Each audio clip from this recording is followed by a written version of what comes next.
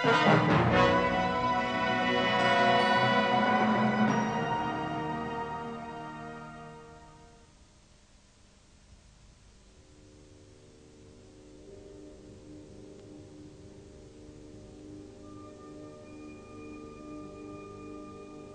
the heart of the West lies Europe, and at the heart of Europe lie the Alps.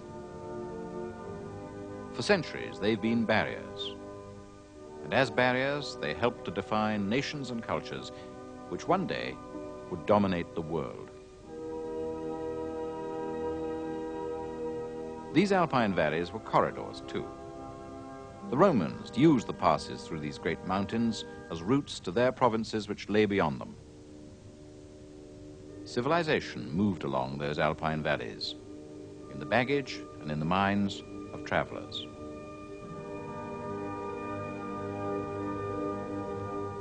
Here, 10,000 feet up in Switzerland, high above St. Moritz, it's easy to feel that you're on the roof of the continent. And so, in a way, you are, on the roof ridge itself. This very ledge of rock is the actual watershed of three great European river systems.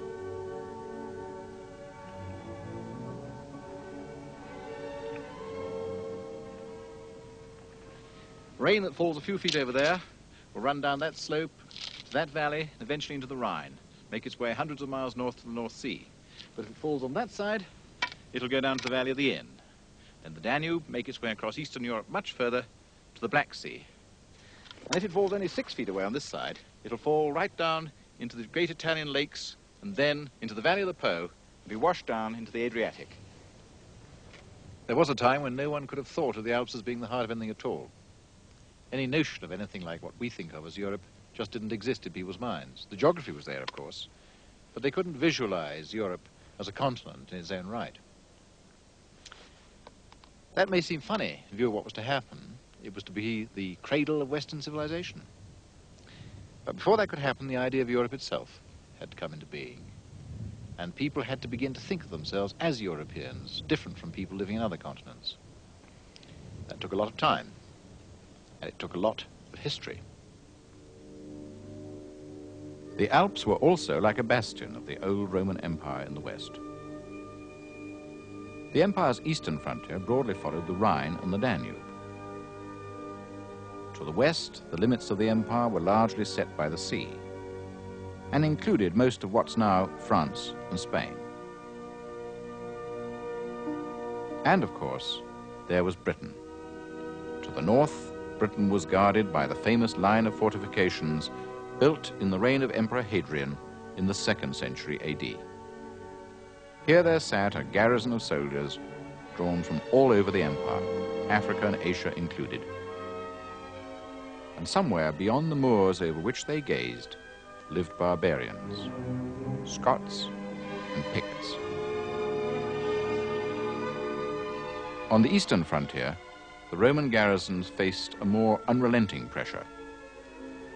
In the forests of South Germany, and beyond them on the northern and East European plains, lived peoples whose ancestors had already migrated hundreds of miles across Europe.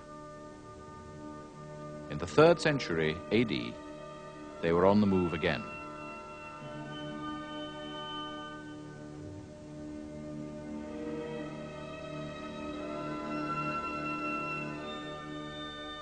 For 2 centuries, Goths, Burgundians, Vandals, Gepids, Franks were moving into the former Roman provinces.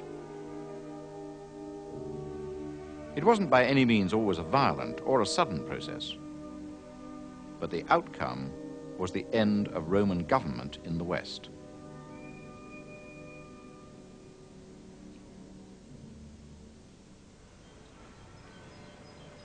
Though Rome was sacked twice in the 5th century, its prestige and power over the imagination of men was to live on.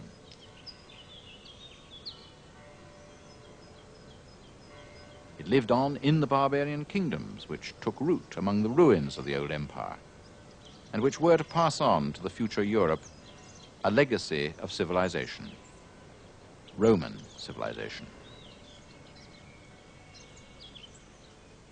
This fragment of a helmet once belonged to a barbarian, a 6th century Lombard king.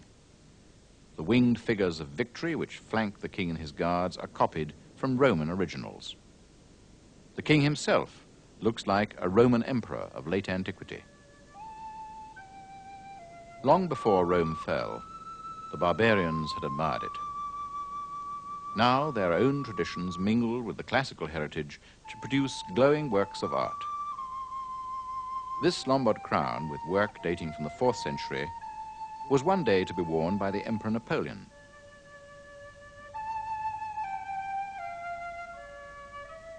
This hen with her chicks belonged to a Lombard queen, Theodolinda.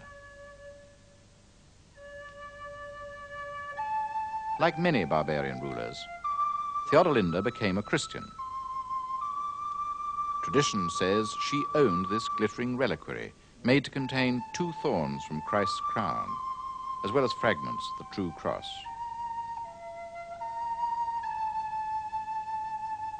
Many of the works of barbarian art that have survived were for the embellishment of the church. For though the Empire of Rome might have fallen, the Church of Rome had survived. Its power might be eclipsed, but it was far from extinguished.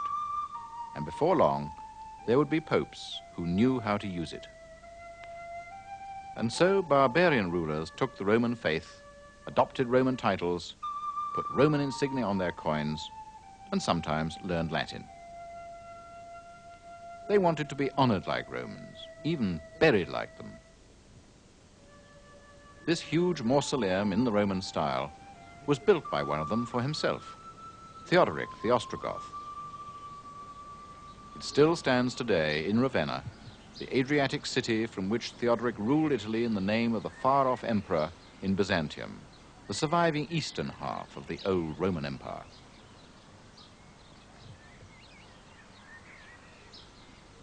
Byzantium was another channel through which barbarian Europe tapped the civilizations of the past.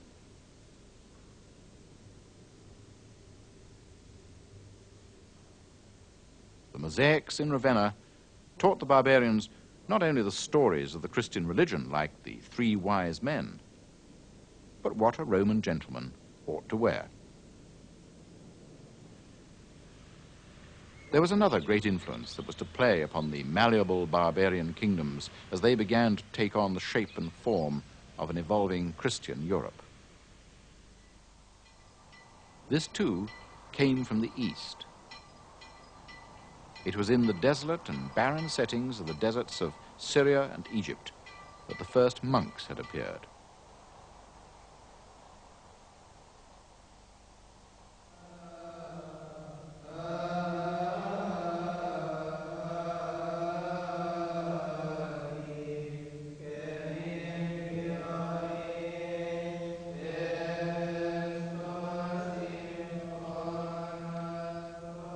The idea of monasticism, to retire from the world to serve God by prayer and meditation, was to be of crucial importance.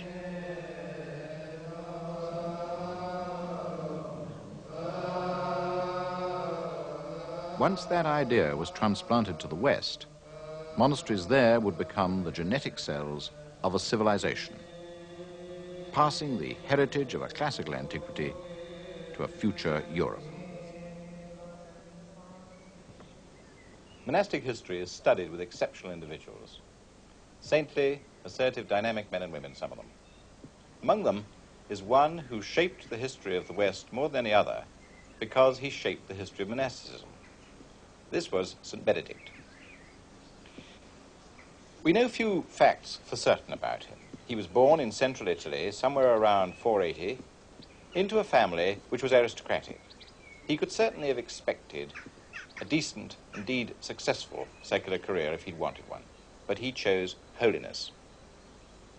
When he was about 20, he came here to the hills behind Rome, to Subiaco, to live as a hermit in a cave. And that cave is still tended as a part of his shrine by the monks of the order which bears his name. Within a few years, Benedict was joined here by other people who were seeking to withdraw from the world. And so there grew up a little group of tiny communities here. It may have been that led him to think for the first time of the need for a new ordering of monasticism. And the outcome of that was one of the seminal documents of European history, the Rule of St. Benedict. The Rule is a code for the guidance and discipline of monks. Its central principles have been summed up by its followers as ora et labora, pray and work.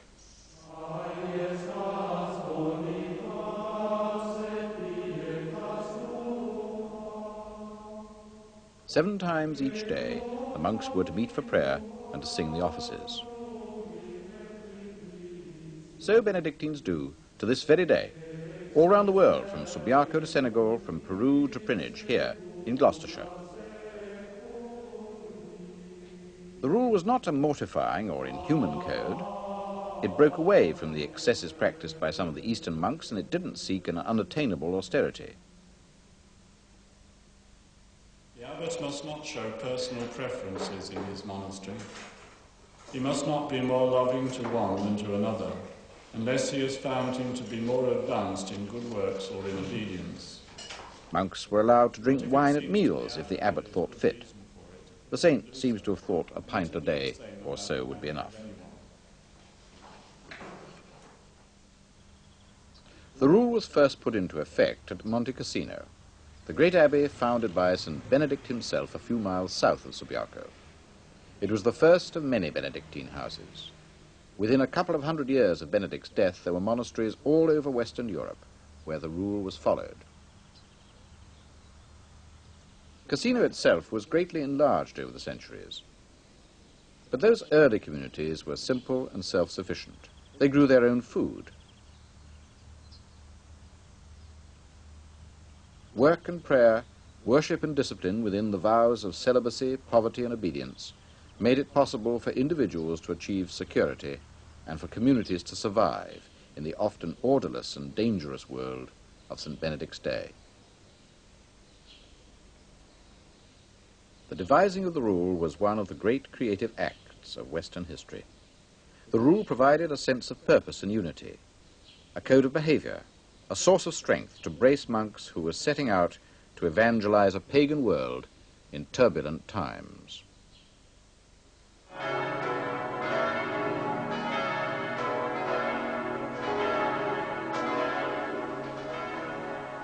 One of the most influential Benedictine foundations lay north of the Alps, at Fulda in central Germany. A great 17th century cathedral now stands here, but in it is the tomb of a man from Devon who founded the monastery in the 8th century. He was St. Boniface, one of the greatest of all English missionaries. Boniface was a Benedictine, and his mission was to convert the German pagans, but he also helped to revitalize existing churches, preaching, baptizing, even anointing kings. It was as a missionary, though, that his greatest work was to be done. This was the place from which he intended to spread the Christian word in Germany. And so it was to be, even by the time this little crypt was built about the beginning of the 9th century. Christian communities like this one at Fulda were to be the powerhouses of evangelism. They radiated Christian light into the pagan darkness of Germany.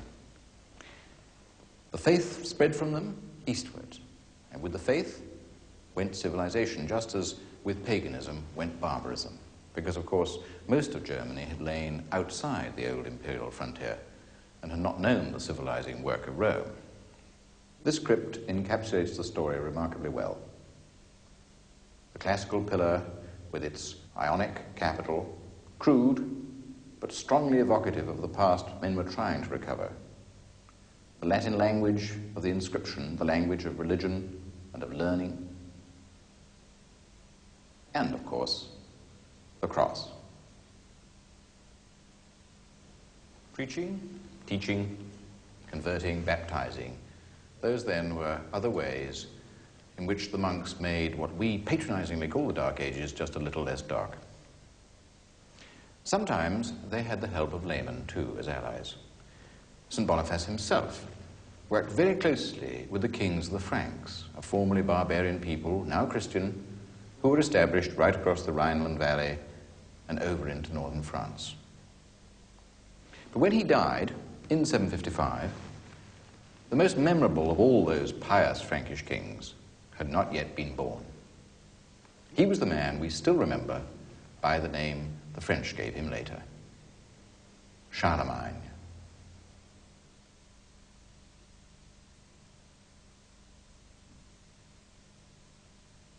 In the cathedral treasury at Aachen in Germany, there is this magnificent 14th century bust of him.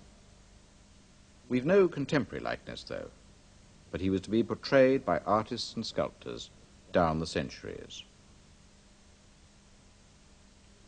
Charlemagne was born in 742. Like many earlier Frankish kings, he was baptized a Christian. He died in 814, in his 70s, a very long life for those days.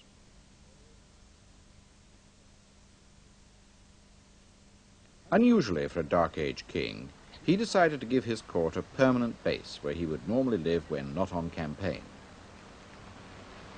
He chose Aachen as his site, probably because of its warm springs, which meant that he could take the hot baths he enjoyed. And as a part of his palace, he built a church, now incorporated in the later cathedral. Not much of the outside now looks as it did in his day, but he would probably have passed through these imposing bronze doors.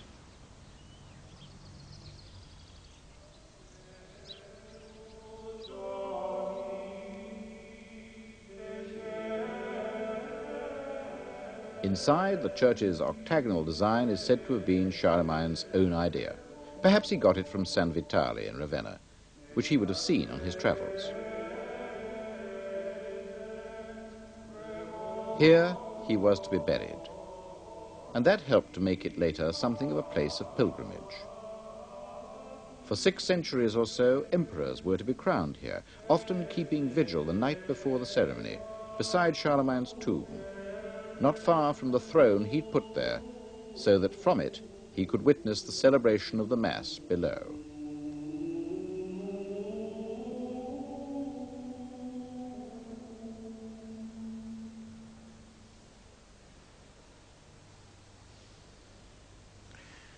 This throne was to be a focus of the later cult of the man who'd sat in it, the man who came to be called Europae Pater, Father of Europe. We know rather more about Charlemagne than about many Dark Age kings because he had a remarkable biographer, a monk from Fulda called Einhard, a man who knew him well. Einhard tells us, for example, that Charlemagne was talkative, eloquentia copiosus et exuberans are his words, and rather surprisingly, he adds that he spoke in a somewhat high-pitched voice. He tells us that he liked to wear traditional Frankish dress, that he tried to learn to write, and even kept writing materials under his pillow so that he could practice in bed, though he seems to have started too late in life to have been much of a success at it. And, we're told, Charlemagne never took more than 3 cups of wine with his dinner. But given the size of the Frankish cups, that's not very abstemious, and it's certainly a lot more than St. Benedict allowed his monks. Altogether, though, it's a very human, a very likable picture which emerges from the pages of Einhard. And we also know, because somebody opened Charlemagne's coffin a few years ago, that he was indeed a tall man, somewhat over 6 feet, which must have been a help in those warlike days. Fighting gave Charlemagne much of his empire. At its greatest extent, it spread outwards from Aachen in the Frankish homelands, westwards across the Pyrenees to Catalonia, southwards over the Alps to Italy, eastwards to Saxony and the Danish March. Though he had a permanent court, Charlemagne was often on the move. Twice he crossed the Pyrenees, 10 times the Alps, and it was all done on horseback or foot, with baggage in carts or on pack horses, over dreadful terrain with roads little better than tracks. Charlemagne was in many ways a great innovator. The new pence he introduced, novi denarii, 240 of them to the pound of silver, were as late as 1970 the basis of the pounds, shillings and pence of English coinage. Nothing Charlemagne did, though, had more far-reaching effect than his patronage of learning and of art. His reign saw an upsurge of cultural life which has been called a Renaissance. a Carolingian Renaissance, because his Latin name was Carolus. His court was a magnet for scholars from all over Western Europe. Above all, it housed scribes who would make painstakingly careful manuscript copies of texts from classical antiquity, books of devotions, Holy Scripture, whose illustrations spoke as eloquently as its words. Some of those Carolingian scholars developed one of the great instruments of literate communication, the elegant and beautifully legible minuscule hand, which spread widely in the West. Scholars say that of all the Latin literature of ancient Rome now known to us, about 9/10 goes back only as far as a Carolingian copy. Charlemagne's scholars thus settled much of the intellectual history of later Europe by what they chose to copy and so to preserve. Some of the architecture of Charlemagne's day, too, consciously looked back to antiquity. The church at Steinbach in the Rhineland was built by Charlemagne's biographer Einhard when he retired from service at court. The interior still suggests the style of the Roman basilica. Another Carolingian church, the Abbey at Corvey on the river Weser, feels more like a fortress, and in a way, a fortress it was.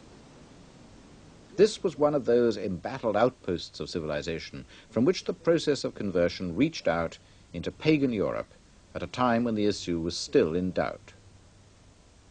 By conversion, the church underpinned military conquests.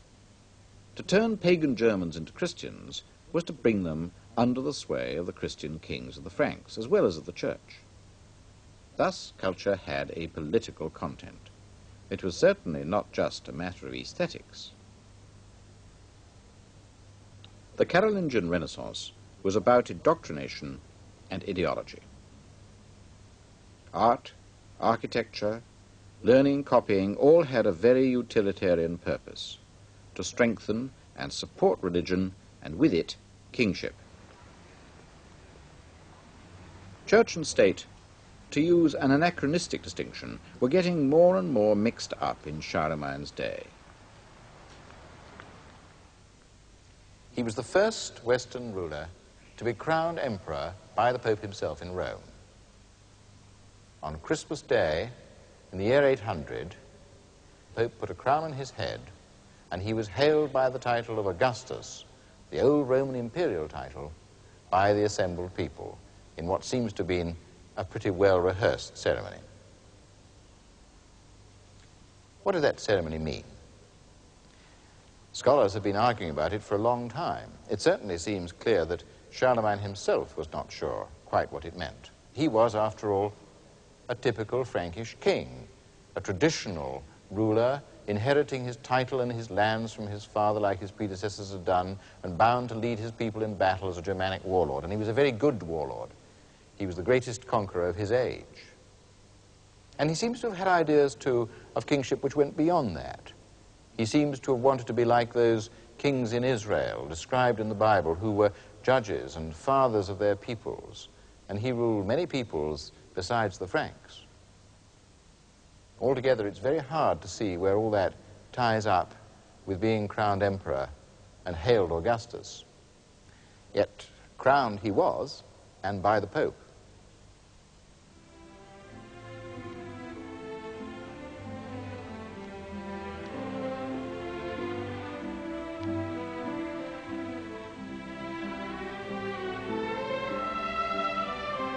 And for centuries, other European monarchs and emperors were to be crowned, by churchmen in special ceremonies, and anointed too, as in the Old Testament, Saul had been anointed, king over Israel, by the prophet Samuel. Thus, priests and popes helped to raise kings and emperors above other men, to set them explicitly apart. Monarchs came to be marked by what Shakespeare called the divinity that doth hedge a king. In doing that, churchmen also helped to foster a special relationship between the religious and secular powers, a side-by-side relationship of church and state, whose effects would be felt right down through Europe's history to the present day. And that was to raise other problems. Perhaps, after all, a king was not really a king, unless a priest had crowned and blessed him. The nagging question thus emerged: which was then the superior power?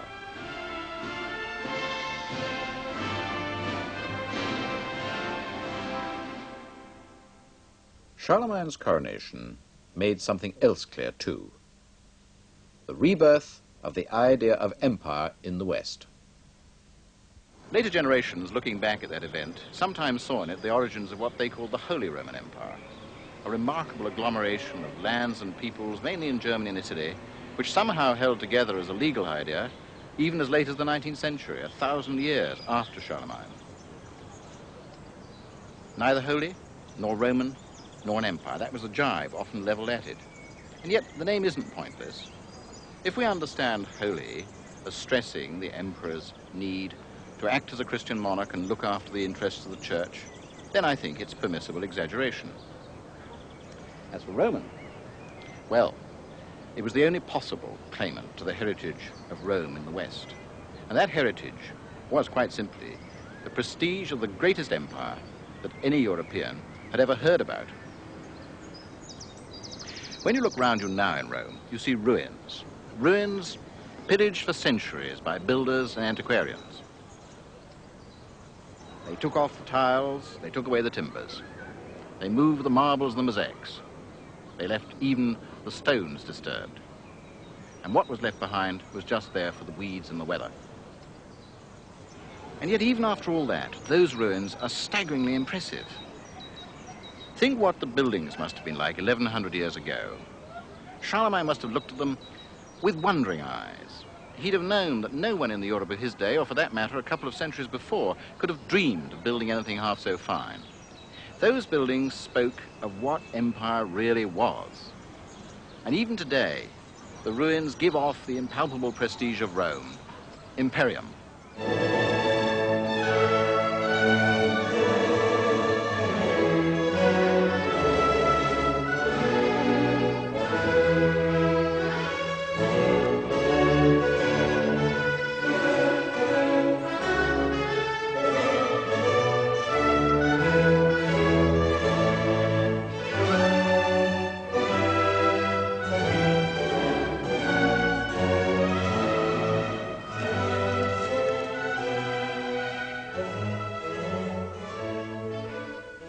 Rome speaks also of the historic power and prestige of the papacy. Like the Holy Roman emperors, the popes too looked back to a Roman past to validate their claims to authority. To St. Peter, the rock on which the church was founded, keeper of the keys of heaven, the first pope, martyred here in the imperial city.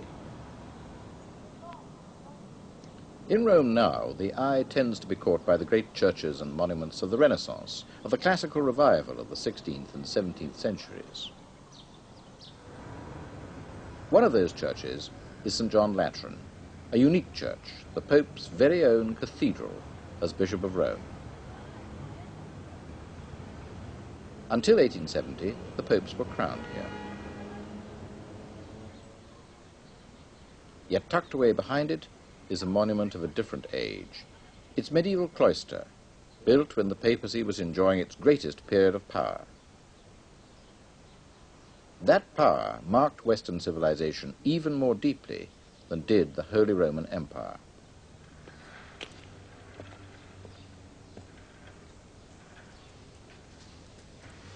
It was in the 11th century that the papacy began to step forward clearly to impose a new set of ideas on the church about its own role in the church and the church's role in the world. Over the next 2 or 3 centuries, what the popes did, in essence, was to centralize and discipline the church itself and to break some dangerous ties with lay society. There'd been too much interference by kings and princes in the church's own affairs for its good. What that led to, over the same period of time, was a much more uniform religious culture over the whole of Western Christendom. Clerical celibacy, for example. That was something which then became the rule. The idea was to set apart clergymen from their flocks, but I suppose it probably did something for their morals as well. Uniformity expressed itself in reform, standardization of the liturgy, a developing canon law which drew more cases to Rome, the growth of ecclesiastical bureaucracy.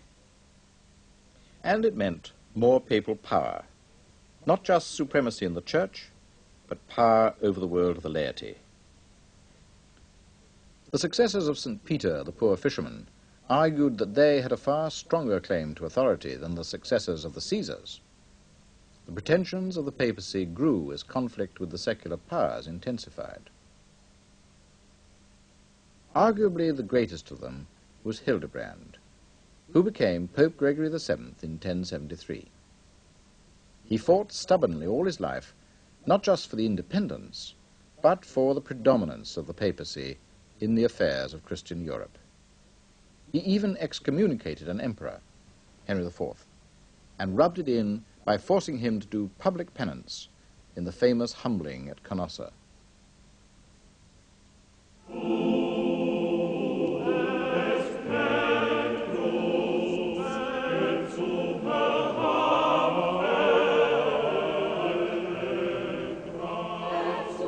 Popes no longer excommunicate emperors and rulers and lay whole nations under interdict. They can no longer aspire to be the dominant political power in Europe.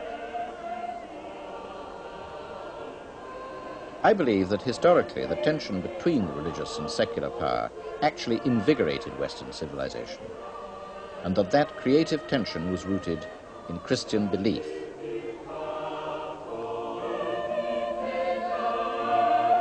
Christianity was, or should always have been, a questing, striving creed. To that, much of the medieval church's propaganda through Christian art bears witness. Christianity is about salvation. The church offered an escape from damnation and the fires of hell. Here on earth was no abiding city, but at the end of the pilgrimage, provided you kept the rules and when weighed in the balance were not found wanting, then the heavenly city would welcome you. The church held the key, and the church made the rules. The infinite worth of a human soul was the only final justification for all the huge superstructure of the church. The magnificent building and ceremonial, the pontiffs and prelates, the elaborate argument of theologians and lawyers, the whole point without which all this was meaningless was to open the way to heaven for individuals, rich and poor alike. This was what justified the persecution of those who endangered a Christian's chance of salvation, the heretics. Unlike the Hindus, Buddhists, Confucians of the East, who all seemed to coexist with one another in the same society, Christians were an intolerant lot. The fundamental reason why churchmen like Hildebrand and his successors were so intransigent was that they believed that only the church could free men of the terrible likelihood of damnation. That, as well as the wealth and power which was at stake, was why they fought so hard for the independence of the church in their unseemly struggles with laymen over power and resources. Many of these struggles came to a head in what historians call the investiture contest. Who should control the higher clergy? Should they be invested with the symbols of their office by laymen or by their fellow clerics? Because with that investiture went a claim to authority, a claim to control over the church's wealth.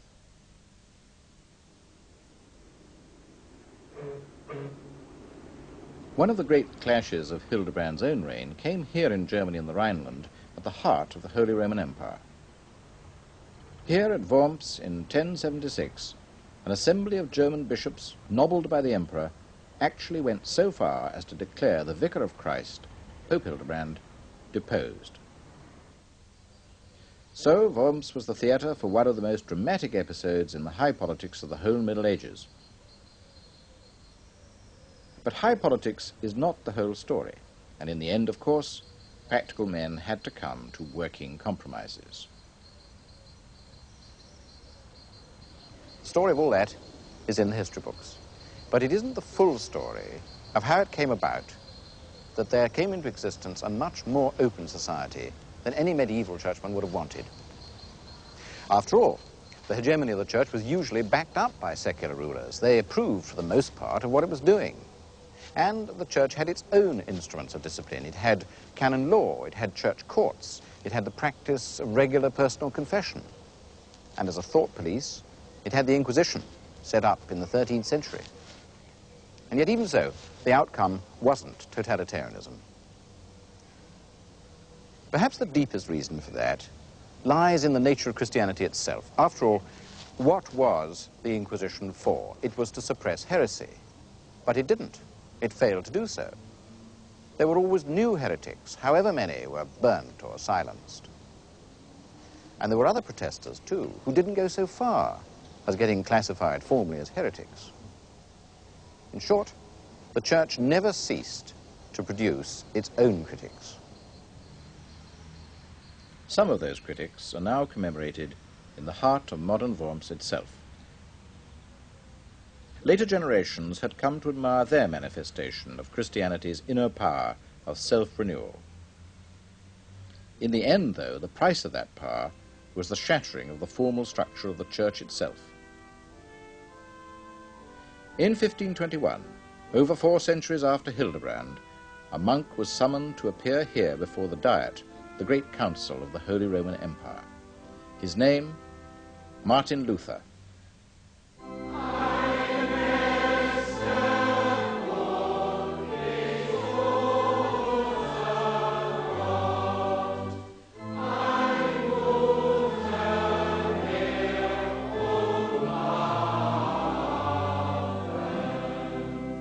Perhaps Luther was bound to come into conflict with the Church. Ein feste Burg ist unser Gott. A safe stronghold, our God is still, he wrote in his famous hymn. But it was a stronghold he suggested the individual might seek by himself. He could make it alone.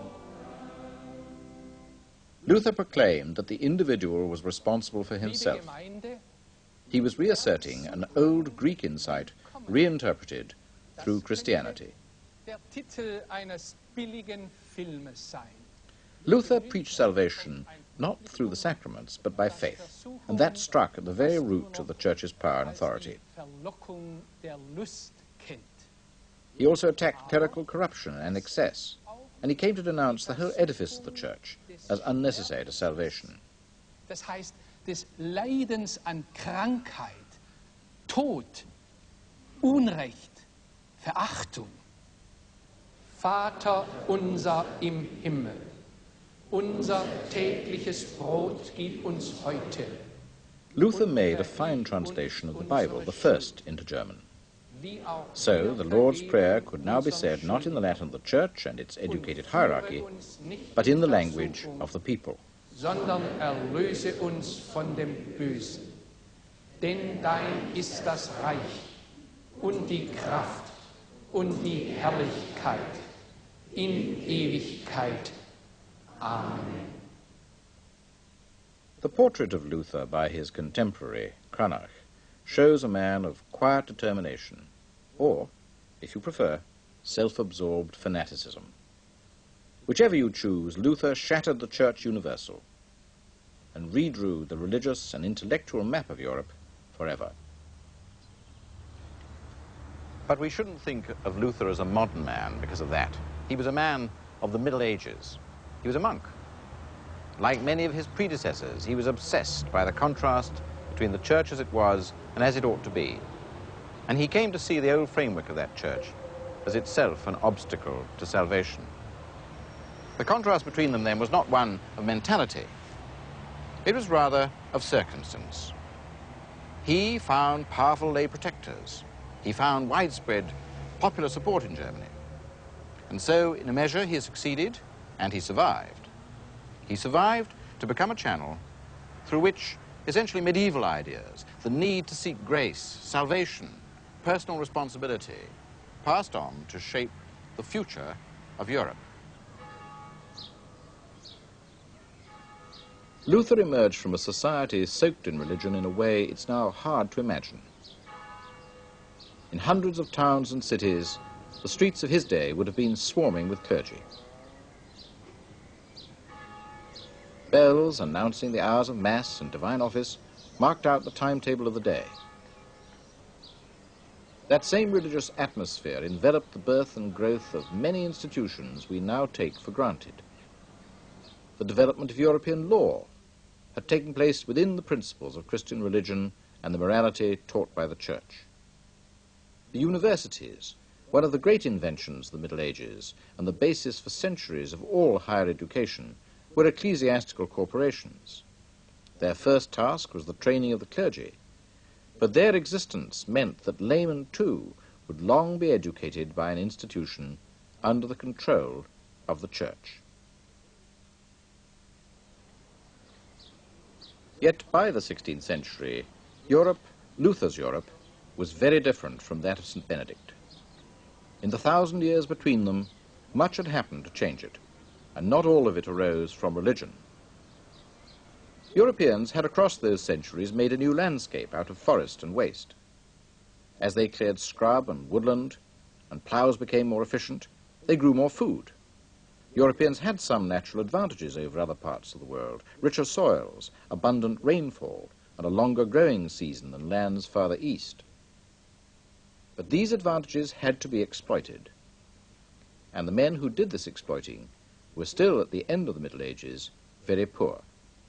They lived short and precarious lives.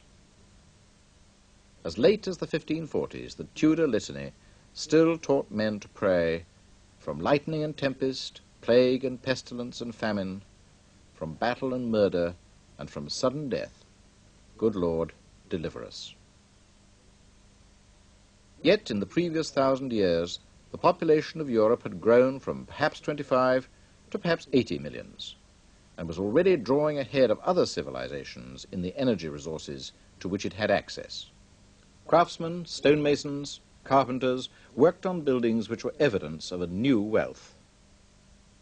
In relation to the resources available at that time, the great cathedrals were capital investments comparable to our space programs.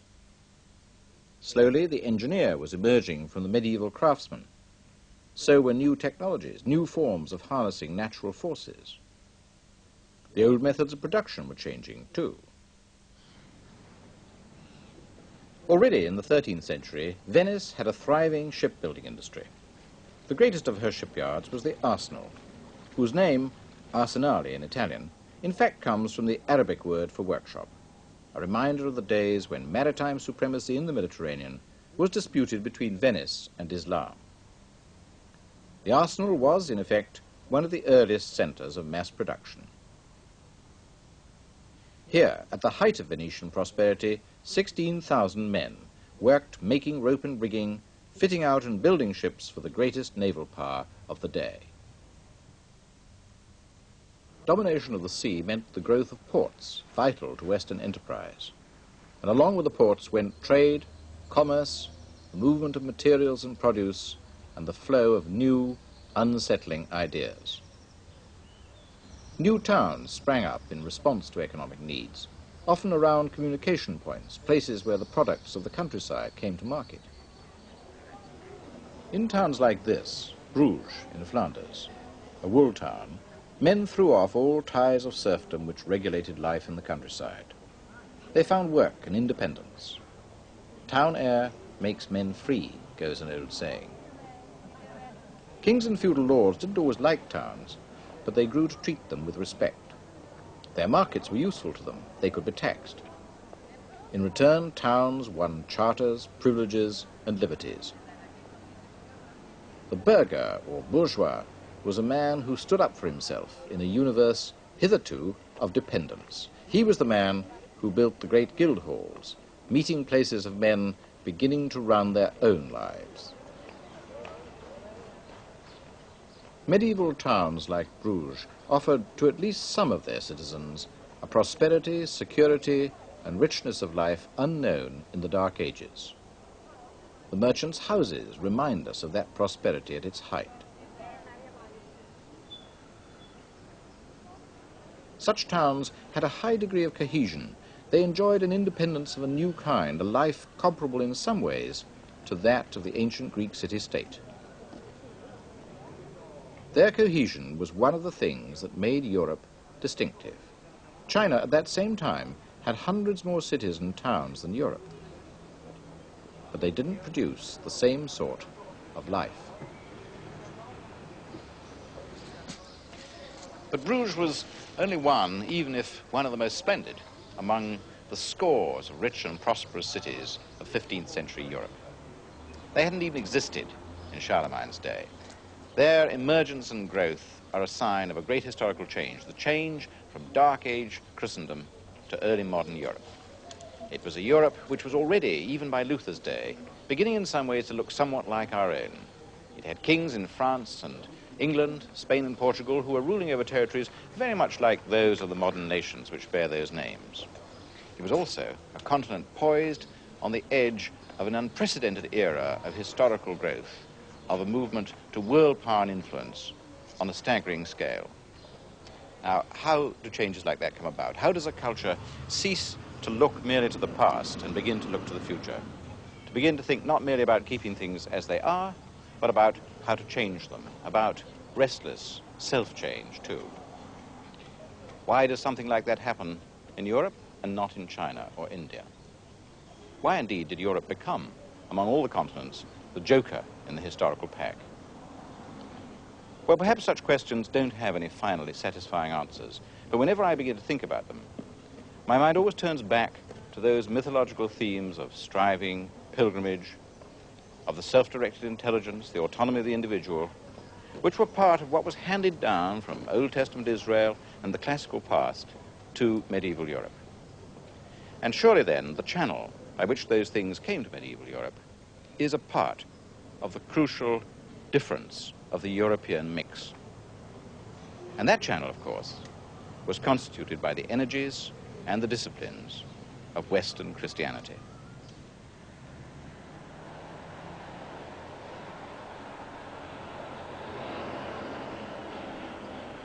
Europe's medieval and Christian heritage is now often almost physically buried under the weight of industrial progress. Yet, buried or not, that heritage has, for the last 500 years, been transforming the world. It did it by shaping Europe, the continent from which ideas have radiated, conquest sprung, and technology has advanced.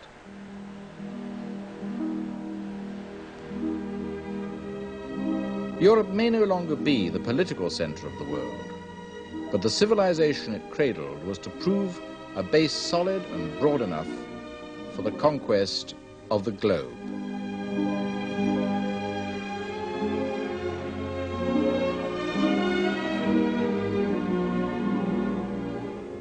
Part 4 of The Triumph of